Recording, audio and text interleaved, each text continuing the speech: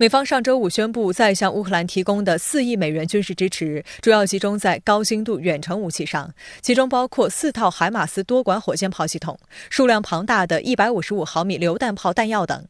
此前，美国已经向乌克兰交付了8套海马斯。据美媒统计，俄乌冲突爆发以来，拜登政府已向乌克兰提供80亿美元的安全援助，超过美国在阿富汗战争前5年74亿美元的花销。不仅如此，美国国会此前已承诺向乌克兰提供540亿美元资金，尚不清楚2022年美国最终将花费多少来援助乌克兰。首先，为什么成本比这个阿富汗高多了，对不对？那么，因为他遇到是俄罗斯世界上最强大的军事力量这样一个对手。那么今天美国实际上他可能财力已经不像以前那么充裕。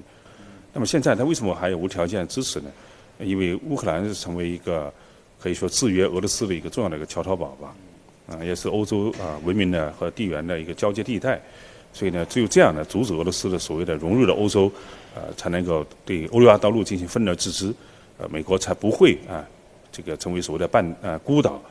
此外，法新社公布的视频显示，上周六，英国向乌克兰提供的 FV103斯巴达装甲车已经抵达位于顿涅茨克巴赫穆特地区的俄乌交战前线。德国联邦议院议员爱丽丝·魏德尔在接受采访时指出，北约向乌克兰输送武器就意味着放弃中立，欧洲早已成为参战方，不合时宜地用意识形态挑起阵营对抗，只会让乌克兰危机愈演愈烈。Und was ich auch für falsch halte, ist, dass die Europäer sich völlig abhängig gemacht haben von den USA. Und jetzt sehen wir es gerade im Ukraine-Krieg. Wir Europäer sind mit der Ukraine auf einem Kontinent. Wir sind direkte Nachbarn. Die USA hat den Atlantik dazwischen. Es ist in einer ganz anderen geopolitischen Lage als Europa.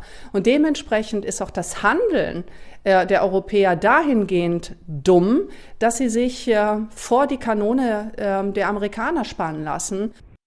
不仅援助武器装备，自俄乌冲突爆发以来，美英等国还在为乌军持续提供军事培训。上周六，英国宣布启动一项新的军事计划，旨在未来几个月内培训多达1万名乌克兰士兵。英国政府在声明中表示，第一批参加此项军事计划的乌克兰士兵已经抵达英国。英国国防大臣华莱士检阅了这批士兵，并参观了培训。声明称，这一计划是英国支持乌克兰持久承诺的一部分。